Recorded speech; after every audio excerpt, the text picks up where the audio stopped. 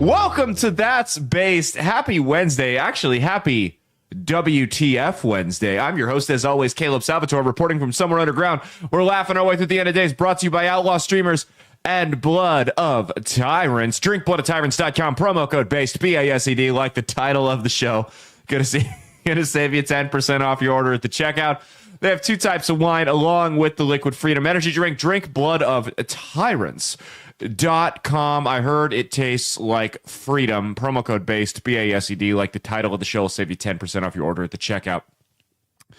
I am laughing. Stockholm Mia, the red face of white supremacy's here. How's it going on this fine Wednesday? Good. I am laughing about something unrelated that we're not going to talk about on the air because we can't. But if it comes to fruition, we're absolutely going to talk about it on the air because that's the only way to take this thing. That's the only way to approach this thing. But it's WTF Wednesday, which means that we have got a whole slew of... We do this the third Wednesday of every month. We've got a whole slew of paranormal stories. So psychics, I haven't read any of these yet. Psychics, UFOs, all the weird and macabre. Do you have anything you want to say about these stories before we get started? Any? I have a Loch Ness Monster story. There's always a Loch Ness. When are you going to start your Loch Ness Monster YouTube channel? Just do coverage. You'll be the first woman that's ever shown interest in these guys' hobbies. You can start a Patreon where they can pay $5 a month just to message you, because that's a thing, evidently. Okay, so which one should I do first, or does it matter? I know we're not doing Loch Ness first.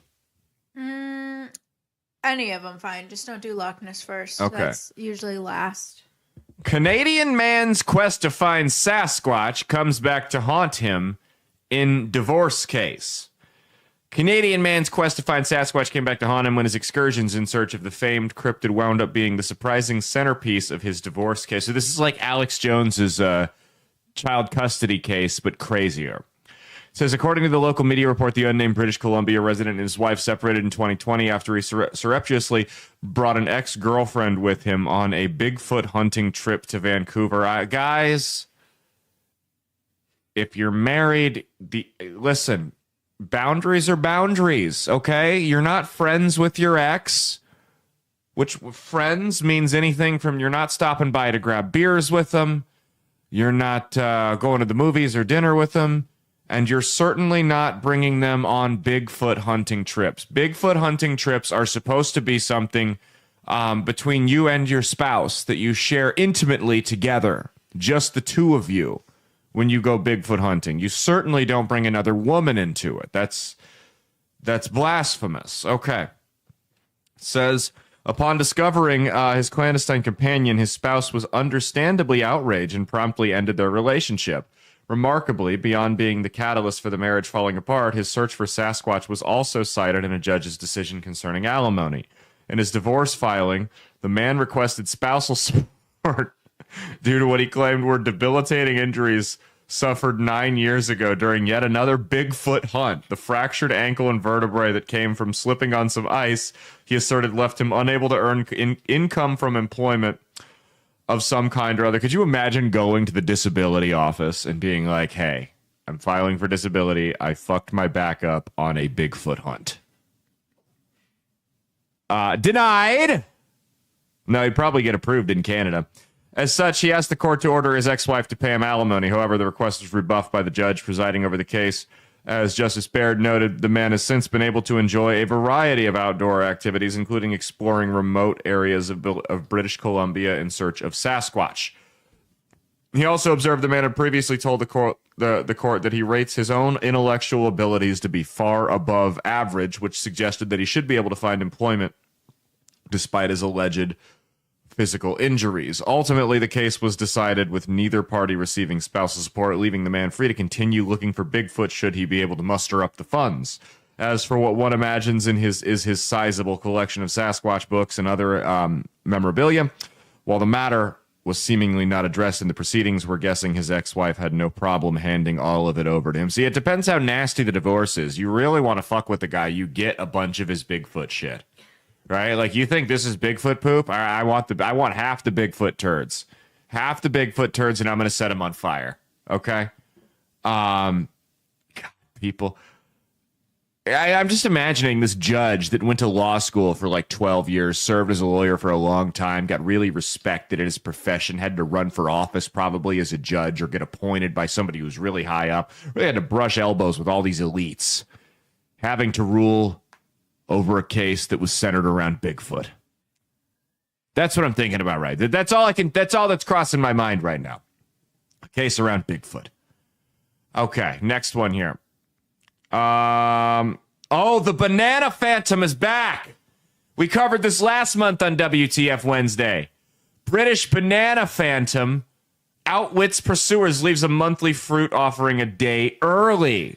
So said in a fittingly weird update to the case of the mysterious individual who leaves a plate of peeled bananas on a street corner in a British town every month, the Phantom managed to outwit those awaiting February's ritual by depositing the fruit offerings a day early. Oh boy, the strange phenomenon unfolded in the community of Beeston made worldwide headlines at the start of the year when the media picked up on the peculiar story that has gripped the residents for at least a year now. With the Phantom having established a pattern of placing the peeled bananas on the second day of every month, many were wondering if the fruit would appear yet again this weekend, or if the considerable attention on the case would stop the offerings to drop. According to a local report, among those intrigued by what would happen on Sunday were a pair of British YouTubers, Luke Roberts and Jay Brewer, who traveled to Beeston over the weekend in the hopes of cracking the case. However, after arriving in the town on Saturday evening and scoping out the spot where the fruit was expected to appear, the duo decamped to their hotel room with the intention of returning to the location in the early morning hours when they expected the Phantom might strike. However, their plan was soon upended when they learned that the bananas were spotted on the street corner approximately 90 minutes before midnight, which Brewer conceded kind of threw everybody off. See, he's smart. He knew. He's like, I'm gonna pull a fast one on them. They're gonna be expecting me, so I have to do the only thing I know how to do, which is some trickery here. Catch him off guard. So I mean, so do you have a passport? I don't have a passport. Do you have a passport? No. Did you used to have a passport? No. We need to get our passports and we need to go to England and stake this out and crack this case. I will stay there as long as I can until I crack this case. You want to go to England? We'll go to Beeston. Let's go. Let's go. You know, we were talking about when we travel, very rarely do we see more brown people than white people. I think if we went to London, that would be a rare opportunity. There. Let's go to England. We're going to sit there. We're going to wait this out. We're going to catch this Phantom. Who do you think's doing this and why? I don't know. See, I want to say it's just like someone setting out stuff for wildlife. Maybe that's what it started as. Yeah, maybe that's what it started as because it's so weird. Like, why do that? I'm thinking that's what it started as, and they have since turned it into like a meme or a prank. Like he likes the attention now, so he's fucking with people. What wildlife other than monkeys eats bananas, though? I mean, I'm sure like birds and squirrels, yeah. Yeah, it's not just dogs. Not just monkeys. It's not like any animal is going to see a banana and go, nope, not a monkey, not going to eat that. I mean, I guess. Says, okay. All right, here we go. Canadian. All right, so this is, so normally we always clarify when we talk money, anything like that. We are not a financial advice podcast, right? Anything we say on this show is not advice. We're not telling you what to do. With your money, you should always consult with a financial advisor or an attorney before you decide to do anything like that and have them point you in the right direction. Except here, sometimes there are things that I am so confident about that I think are great ideas that all of you should do immediately. And this is one of them. And I am confident throwing my name by this. I'm kidding. Don't do it. But here it is. A Canadian woman now regrets giving $50,000 to a psychic for dating help. $50,000. In a cautionary tale ahead of Valentine's Day, a Canadian woman said she was swindled out of a staggering $50,000 by a psychic who promised to improve her love life. No.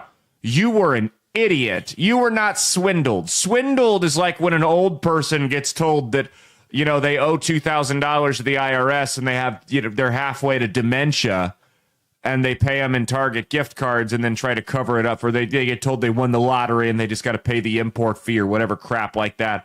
That's swindled. You're a retard. You deserve to lose this money. This is Joanne. According to the local media report, Joanne Whalen begins... I'm kind of retarded.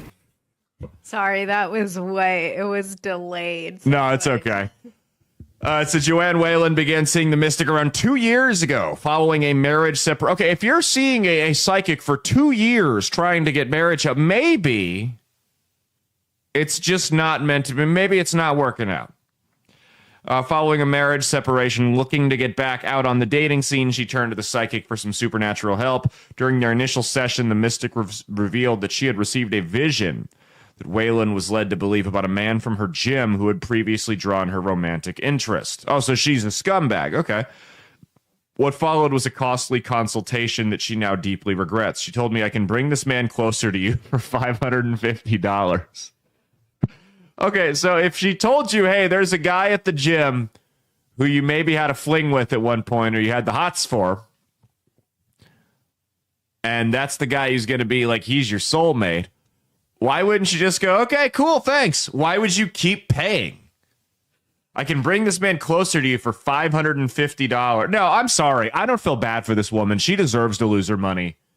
She deserves to lose her money because evidently she fucked around at her husband. She deserves to lose her money because she thinks this crap works. And that if she pay, like, this is absurd. Remember that Paula White we talked about? The director of faith or whatever? This is worse than that. I think I should clarify. She's not married to that guy still. I know, but it said that this is the guy from her gym. She had a previous. Yeah. Oh, so this is after the divorce. Okay. 2 years. She still deserves to lose her money. I still don't feel bad for her because she thinks this crap is real. Says, while a romantic connection with the man failed to materialize, a darker relationship with the mystic developed over the next several months as she convinced her client to give her increasingly larger payments for the job. Transferred $12,000 to $15,000, but she wanted cash, so I was dropping off lots and lots of cash at her house. The psychic even went so far as to suggest that she buy gold bars for special romance ceremonies aimed at finally connecting her with her man. Oh my God, there are desperate people out there. Desperate people. Just buy a fucking hooker at this point. There's got to be a male prostitute somewhere that you can hire. The psychic's strange spell over Whalen was finally broken when she found herself still single after a year of seeing the man. No, the spell should have been broken when they asked for the initial $500. This wasn't a spell. This is, you're an idiot. All the crystal girls deserve to go bankrupt. All of them. I hope they all listen to me. If you're out there and you're like sitting there with your crystals and bullshit like that and you're still seeing psychics despite listening to me mock them on this show, if you still believe in astrology or any of that garbage, I mean this from the bottom of my heart. I hope every single fucking one of you gets conned out of your life savings and you go bankrupt and have to start over from scratch. Do you understand me? Because every last one of you deserves to be penniless by the end of this year. Predict that, you fucking cunts. Says, I said to her, if anything is going so great, or if everything is going so great, why isn't anything happening? She recalled. I'm paying you thousands and thousands of dollars and I'm getting nothing. Understandably dismissed. You know what's funny is that just shows how stupid the people are that are into this shit. If you gave a roofing company $10,000 to come fix your roof, and then they didn't show up, or they showed up and did a little bit of work, and they're like, all right, it's going to be another $15,000. What do you mean? You put 3 shingles on. Yeah, but I need another $15,000 to finish the job. You would immediately file a complaint with the state's attorney general's office. You're probably looking at suing this company. But the psychic people, they continue to fall for this crap. They continue to pour more and more money. This is proof that the crystal girls in 2025, and I'm not talking about like 5-6 years ago when this was a trend and a bunch of people jumped onto it. No, it's been made very clear what this crystal shit is in 2025. I've made it very clear. Lots of other folks have pointed this out for the scam that it is. It's people are well aware this is a scam, right? We're not talking like it was 6-7 years ago. It's documented that this is all pseudoscientific garbage. It's a phony religion. It's actually a lack of a religion. It's a fill-in for atheism in the modern day, in my opinion, but that's a whole other story. The psychics and mystics, all of this is crap. We've proven this. The only people that are continuing to fall for this scam are the bottom of the barrel of humanity in terms of intelligence and IQ levels. Just flat out retards, flat out morons. Says, I'm paying you thousands and thousands of dollars and I'm getting nothing. Understandably dismayed over the experience, Waylon shared her story with the media to alert the public about such psychic scams. Well, I mean, I guess she's not the psychic, so she couldn't have seen it coming. You know what she should have done? If you guys are worried you're going to get scammed by a psychic, you should just go to another psychic and have them tell you if that psychic's going to be a scam artist. That's what I would do here. That's the logical thing. I just couldn't believe this happened to me, she mused. That I was a part of it. Oh, the rest of us can, sweetheart. Don't worry. Said, while Waylon hoped that her coming forward would also lead to the mystic returning her money, she's recouped only $2,000 despite being promised a full refund. I mean, you'd think that the psychic would be able to make that money up quick in the stock market or the lottery or something if they can really see the future.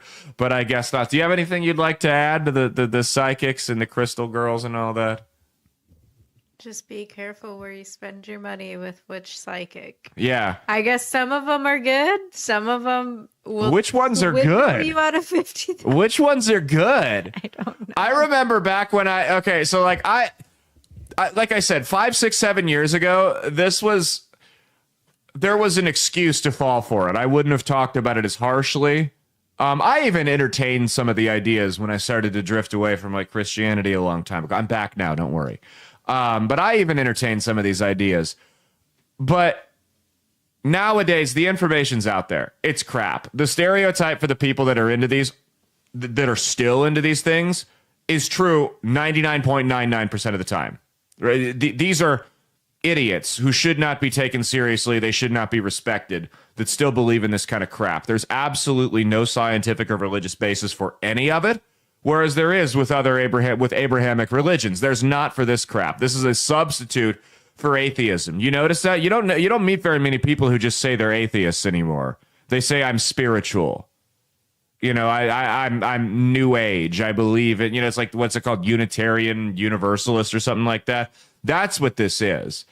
This is the fill-in for atheism, because atheists have correctly been associated with overweight, neck-bearded virgins, so no one wants to be an atheist, but they also, they want to seem different, so they don't want to be associated with Christianity or whatever. So they'll just go, oh, no, I'm not religious, I'm spiritual. That means nothing.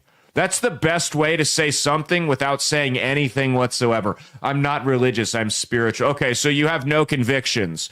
You want to believe that you're going to be rewarded in the afterlife, but you don't want to believe that you have to put in any fucking work here in this life. That's essentially what that tells me. That I don't want to have to put in any type of work here. I don't want to have to show any type of personal or spiritual discipline. I can just be a piece of shit and it's fine. I mean, seriously, think of all the people that you guys listening to this, that you know, that are still into this crap in 2025. And then ask yourself, how many of them do I respect? And if the answer is greater than 0, one-time offer for the first person who hits me up, let me know. I'll Venmo you $100 if you can show me who that person is and write me a 5-paragraph essay on why you respect them. Because it's not going to be a serious, I just want to see. At this point, it's like Bigfoot photos. I'll pay to see the real thing. I want to see someone like that who's worthy of my respect, because I'm yet to. Okay, let's go to the next one. They're picturing humans in 1,000 years. What are humans going to look like 1,000 years from now? Do you know? Do you have any ideas?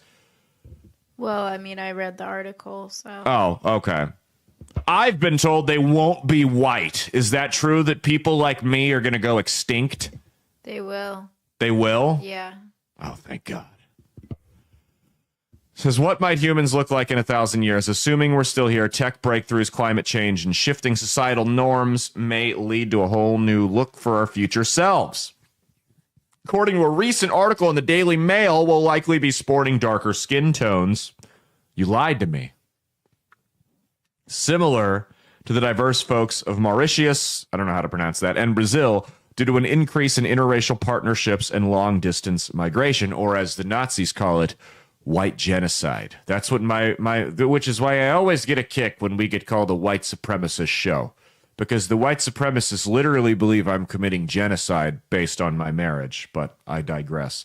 It says, and because of our increasing reliance on technology, our brains may get smaller over time, and if the trend of smartphones glued to our hands continues, some have suggested that we'll develop clawed hands or hunched backs. Well, the hunchbacks are already there.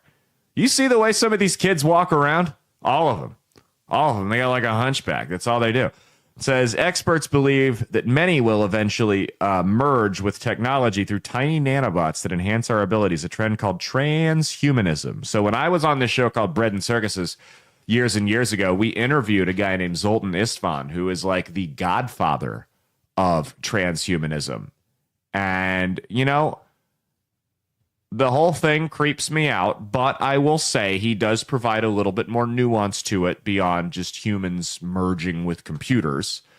I should text him and see if he'll come on this show. That might actually be a fun conversation. Said, would you want to live in a world where we can reshape our environment with clouds of microscopic robots? Further, if humans adapt to living in space, we may develop elongated arms, tall bodies, and enormous eyes to survive in low gravity and dimmer light. Sound familiar? What's your take on future? What do you think? Do you think this is crap? Will you merge with the machines? I think it's crap. I mean, it's not going to matter because we're both going to be dead. Yeah. So it won't matter. Would you merge if they came to you and they're like, we can keep you alive for 1,000 years? Do you want to merge with the machine? No. I wouldn't do it either. 1,000 years is too long. On Earth. That's too long. You know, it's like... Because here's the thing. We're like, everybody here wants more time, right? You take care of yourself. You know, maybe I'll live another 10, 15 years longer than I should. Like that kind of thing, right? But put that into the context of 1,000 years. That's a different ballgame. Because here's the thing. You may think, all right, well, you know what? I'll live the extra 1,000 years and then I'll die and I'll go to heaven. It'll be cool. But that's like a drug, right? Like the first hit's never enough. What happens over those 1,000 years is you become terrified of death and losing what you have. And you just continue to push forward and forward and forward and forward until you find some weird type of like pseudo immortality. And that just sounds miserable. I'm good. All right, speaking of miserable, let's get to the diligent Loch Ness webcam watcher, who Mia has so graciously provided us with today. Says, okay, so we got the first. Oh, shit, we didn't put it on here. I'll just watch it and I'll react to it. I'm sure, like, okay, here. So we got the first Nessie sighting of 2025. I did not... You don't need the video. He describes it. Okay. I did not upload the video in the pre-show. I'm going to watch it on my tablet here. But if you guys want to watch, like, see what I'm seeing, just go to Google Images and type in picture of lake. And just look at the images of water, and I'm sure it'll be exactly what I'm looking at here. All right, let's go. It's 12 seconds long. This won't be too bad. All right. Yep, I'm looking at water here. I don't see anything. I'm going to start doing that with the creek behind our house. Like, look, I found Nessie. It's just a picture, a video of the creek. Like, what do you mean you can't see it? What's the matter with you? Look closer. There's a diligent Loch Ness webcam watcher had laid claim to the first virtual monster sighting in 2025 after he spotted a peculiar shape that emerged from the water of the famed Scottish site. The intriguing scene seen above was reportedly captured by live stream viewer Eowyn O'Fowdhagen. Eowyn, what is it? Or are there multiple O'Fowdhagens? Because we've... No, it's been that same guy consistently. Okay. I just don't... Eowyn O'Fowdhagen, he's back. Does this guy do anything other than this? Do you think he's married? Do you think he has a girlfriend? No. He probably says he's married to Nessie or something. Oh, that's true. Do you think he has a job? Yeah, the YouTube. There's no way that pays his bills. If that pays this fucking guy's bills, do you know how mad I'm going to be? So they noticed the aquatic anomaly on the afternoon of January 26th. There was one long hump, he observed, and a smaller hump to the right of this, which I surmised to be the possible head of the creature.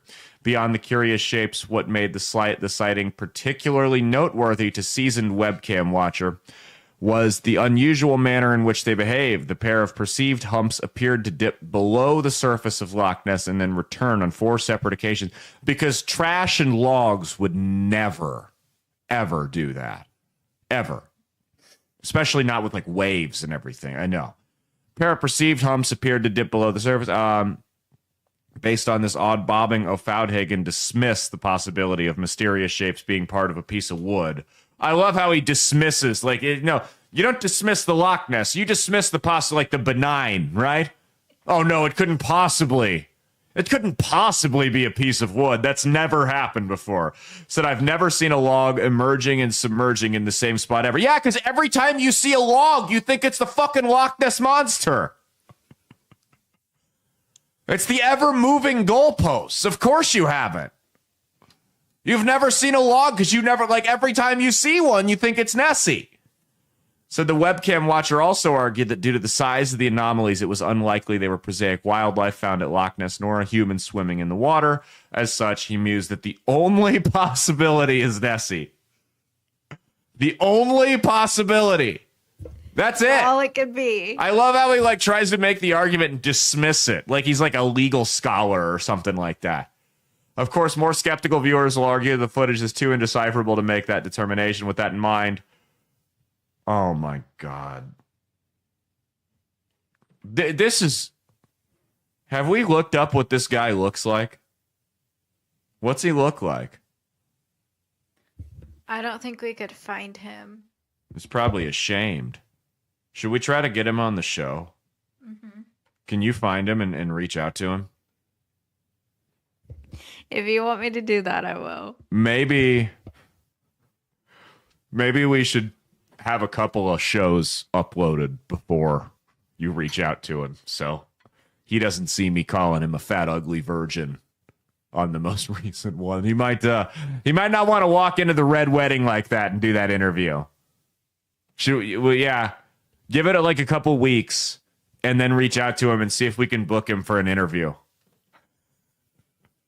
And I'm going to tell him to send me all of his footage as proof. And him and I are going to sit here and watch all of it.